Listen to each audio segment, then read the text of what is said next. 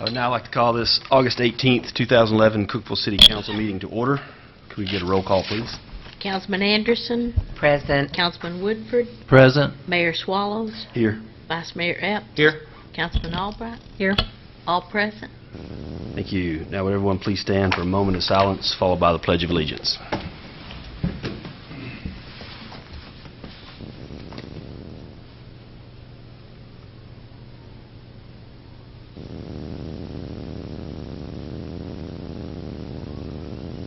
Thank you. I pledge Allegiance to the flag of the United States of America and to the republic for which it stands, one nation, under God, indivisible, with liberty and justice for all. Thank you.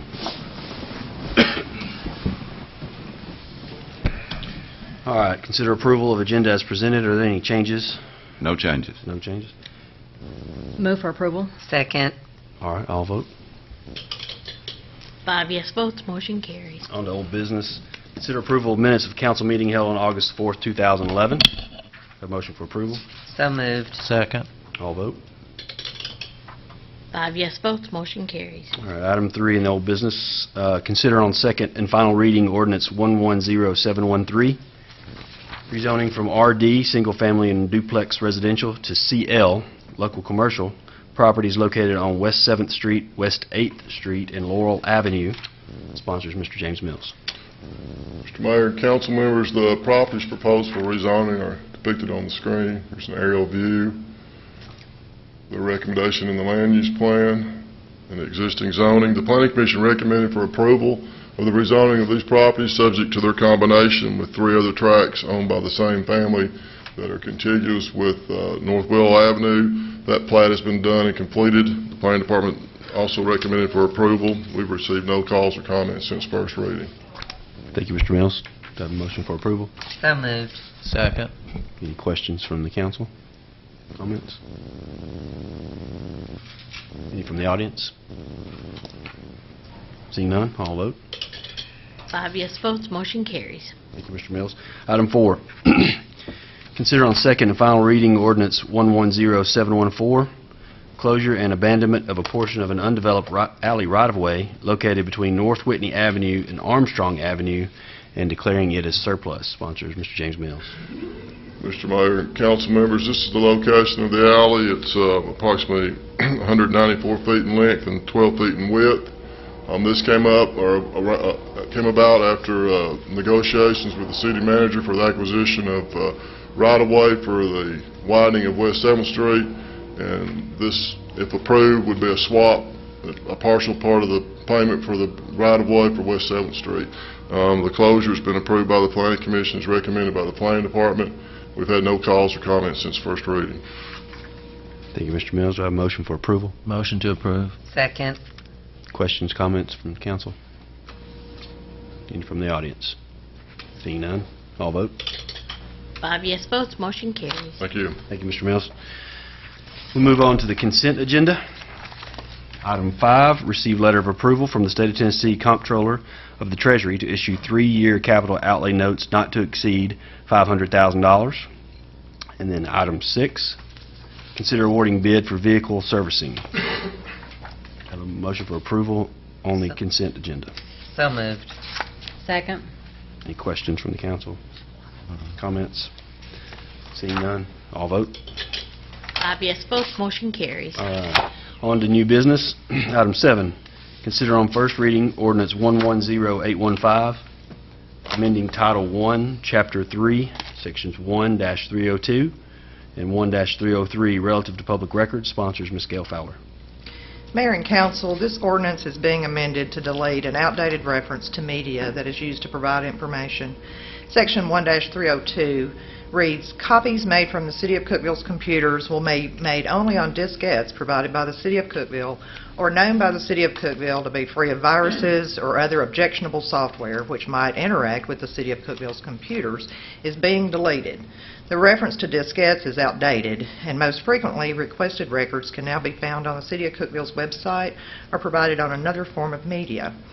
Section 1-303 is being deleted and replaced by Fees for inspection and copying of records of the City of Cookeville shall be in accordance with Tennessee Code Annotated Section 8-4-604A1 verbatim and as amended, which requires the Office of Open Records Counsel to establish a schedule of reasonable charges which may be used as a guideline in establishing charges or fees, if any, to charge a citizen requesting copies of public records under the Tennessee Public Records Act. This office was established by the State of Tennessee to provide guidance to citizens and government about the Tennessee Public Records Act, and we believe our schedule of charges and fees should comply with that state statute. I'll be happy to try and answer any questions, but would respectfully request your approval. Thank you, Ms. Fowler. Do I have a motion for approval? So moved. Second. Any questions or comments? What is the fee, Ms. Fowler? What is the fee for if somebody wants to have a... For a single page, it's currently 15 cents per page. A citizen can come in and just inspect the records before they decide if they actually need copies. There are other charges associated with maps, colored copies, larger size than a regular 8.5 by 11 sheet, and that is all established in the state's procedures and guidelines. In your book, it's on about 3 or 4 pages over. It lists all that, if you wanted to take a look Yeah, at it. I think in your notebook I did include a copy of the Act itself and then also an appendix from the MTAS publication that was provided recently in an update. What's a diskette? Thank you. Only kidding. That's why we thought that should come out.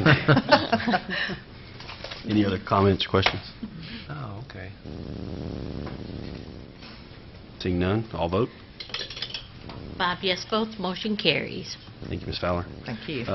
Item 8, consider Resolution 110810, amending the Personnel Policies and Procedures Manual, sponsored Ms. Gail Fowler. I'll try to be brief with this. This resolution is required to amend the City of Cookeville Policies and Procedures Manual. Chapter 3, Section 204 is amended by adding, with City Manager approval, job vacancy announcements may be posted internally and publicly advertised concurrently to expedite filling a job vacancy. This is being added as many times a vacancy occurs, and while existing employees continue to have the opportunity to be considered, it is helpful to the directors to go ahead and have those outside applicants in hand, as this can often avoid a 2 to 3 week or longer delay in filling the vacancy if existing employees do not have the qualifications or skill set to be the successful applicant.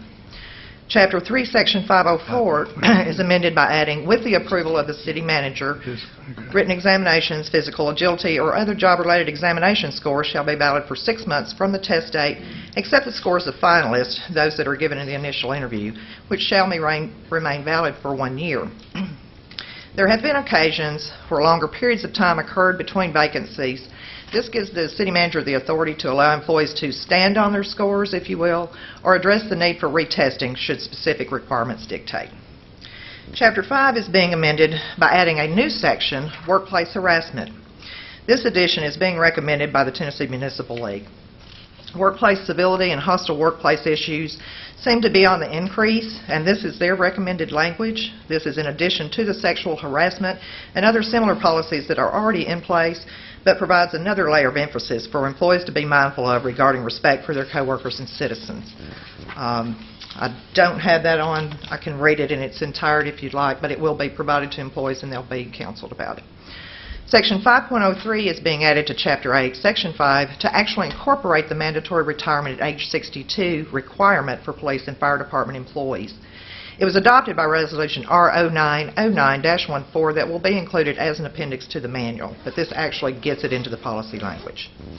Chapter 8, Section 6.03 is changed to reflect that part-time employees, except non-exempt employees of the fire department, shall accrue vacation leave at 1/2 the rate of regular full-time employees based on years of service, is what we added. The change to include the years of service comes into play should we have a part-time employee that has more than 10 years of service, as they would accrue more than 4 hours per month, which is the standard 8-hour rate that regular full-time employees now have up to 10 years of service. Chapter 8, Section 13.01.02 is changed to reflect 30 years of service or 30 times the amount set by council for each year of service that was approved in the budget relative to longevity pay for employees. Chapter 8, Section 14.8.08 is amended by adding the word designated before beneficiary under the sick leave section. This is being added to avoid confusion upon the death of an employee as to who actually receives the final paycheck that would include wages, sick leave payment, etc., if that person should be different from the beneficiary of life insurance or other benefits. Chapter 8, Section 16.02 addresses the minimum amount of leave time that shall be used when an employee is placed on family medical leave, should the employee be using the time on an intermittent basis. Chapter 10, Section 3.04 is being amended by adding that accrued leave, vacation or sick, cannot be used to supplement pay or time for disciplinary time away from the job, which is usually suspension without pay. This prevents an employee from utilizing accrued vacation or other leave to satisfy suspension without pay as a result of disciplinary action. The Drug and Alcohol Testing Policy Appendix is being amended to delete the names of proprietary product references and allowing testing with non-invasive products selected by the Human Resources Department with City Manager approval, and by adding that same statement to the appendix that relates to cutoff levels that are subject to change as Department of Transportation rules change or testing products change. This is being made to delete reference to specific product names, as from time to time testing screen mechanisms are no longer available, they're no longer manufactured, and we have to change products. So this just deletes the product name reference. I'll be happy to try and answer any questions you may have, but would respectfully request your approval. Thank you, Ms. Fowler. Do we have a motion for approval? So moved. Second. Questions, comments from the council? Certainly appreciate the work going into all of this, and that we are keeping the city on the straight and narrow with it. I appreciate the council and the director's input as we look to make these changes to make sure that we kind of stay on track with everything. I know at our work session, we discussed this quite a bit and find that the policy is used a lot, and I think that's good too. It doesn't do any good to have a policy if it's not used. Yes, ma'am. And all these, just make note that none of these are necessarily changes that we're making. It's just changes that have been made that we're just now putting into That's correct. to the manual. Yes, sir. Thank you for all the work you do, by the way. You do an excellent Thank you job. very much. Thank you. I appreciate that. Mr. Shipley, you know she runs the city, right? I've heard that. Any other comments or questions? Seeing none, all vote. 5 yes votes, motion carries. All right, on to item 9. Consider approval of the 2011 Wellness Screening Program Agreement. Sponsors Ms. Gail Fowler. I'm very pleased to bring to you this evening the contract between the City of Cookeville and Cookeville Regional Medical Center to provide our annual wellness screening for our employees, retirees, and their spouses. This year's program will take place on October the 11th and 12th, and there's been a makeup date scheduled for October the 18th. The services provided are shown on the screen, and they're also in your notebooks. I won't go through them individually. This program continues to be very popular with our employees, and we believe contributes to the betterment of their overall health, which in turn benefits the City of Cookeville and its citizens over the long term, and I would respectfully request your approval. Thank you, Ms. Fowler. Do we have a motion for approval? So moved. Second. Second. Any questions, comments, council? I think this is a great service that the City of Cookeville provides for their employees. A lot of times a health screening will pick up something that is a problem that can grow into a huger problem, and it can be averted by early detection. And I'm a great believer in getting yourself checked out, and it's a great opportunity, and it's well run and gives people the time to take a few minutes to just check out how healthy they are. Do you have numbers on how many people used it last year? I do. We had 256 employees, 56 spouses, 43 retirees, 20 retiree spouses, and 17 took advantage of those optional screenings that we're now offering that were provided at their own cost. They actually paid for those, but 17 folks did take advantage of those. That's pretty good. Yeah, it's good. Pretty Thank you, good. too. Yes, sir. I think it's, again, I just think it's great. I mean, I'm in healthcare, so this is something that's very important for me to see the city doing. And I I personally would like to see us be even, expand this even more, and provide more screening options and be a little bit more aggressive in our preventative health care for our employees. So, and I just appreciate that. I'd like to see more of the same. Very good. We'll look into that. And I have got some ideas. We'd I'd be love glad to hear share your with you. ideas. Be more than happy to hear your ideas. Mandatory marathons. Any Kind of other, like Alma, I'm going to be walking. any other comments from the audience? Seeing none, all vote. 5 yes votes, motion carries. Thank you very much. Thank you, Ms. Fowler. All right, on to item 10, consider appointments to the Cookeville Tree Board, sponsor Mayor Swallows. We actually have 3 spots open on the Cookeville Tree Board. 2 just expired, a third had expired earlier that someone moved out of town, Marty Foster. But we do have 2 people, Rosemary Ponte, who is would like to serve a second term, and then Mary Dale Summers would be a new member. She would also like to serve on the tree board, and I recommend we appoint them to the tree board. I'll make that motion. Second. All right. And one to be named at a later date. One to be named at a later date. We're still looking. And once again, we always appreciate people willing to serve. Yeah. Yes. Any other discussion? Seeing none, all vote. 5 yes votes, motion carries. All right. Item 11, consider reappointments to the Alcoholic Beverage Control Board. Sponsors was Kathy McLean. Okay. Mayor and council, we have 2 terms expiring. That's Beth Brown and Roger Colglazer. Both have agreed to serve another 4-year term, and I recommend reappointing them. Thank you, Ms. McLean. Do we have a motion for approval? So moved. Second. Questions from the council?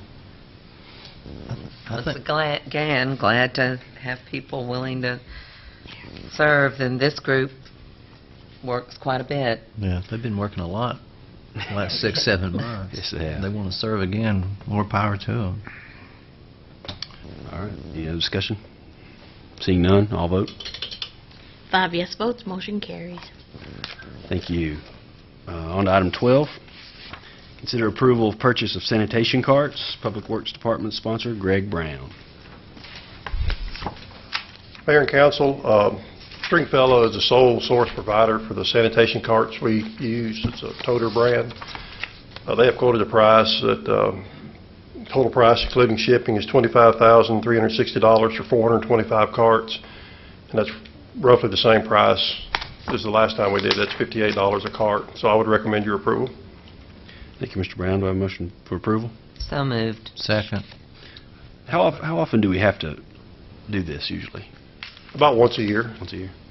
And is it just by attrition? They get tore up, or is it adding? Some of them that, or some people want extra carts, new houses being built, apartments, businesses, just, we go through them fairly quick, really.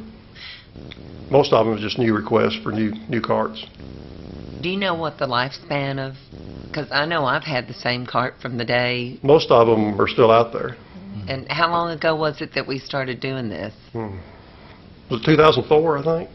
Back when we were using diskettes, I think. It's It's been a while. It's been a while since we It got was the first. 2003 or 2004. Yeah. We started with one route, and then a couple of years later, we added 2 Yeah. more routes. They've been very, very stable and sturdy and all Yes. those kind of things. And quite frankly, I think the color of them is nice. I know, not that I'm going to mention any names, but Johnson City, they have great big bright red ones, which, that looks really strange when you drive down the street. You see those bright red things, and the green is a lot more pleasing.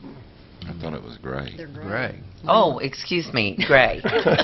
Somebody else colorblind. Yeah. Come to find out, the ones in Johnson City might not be red.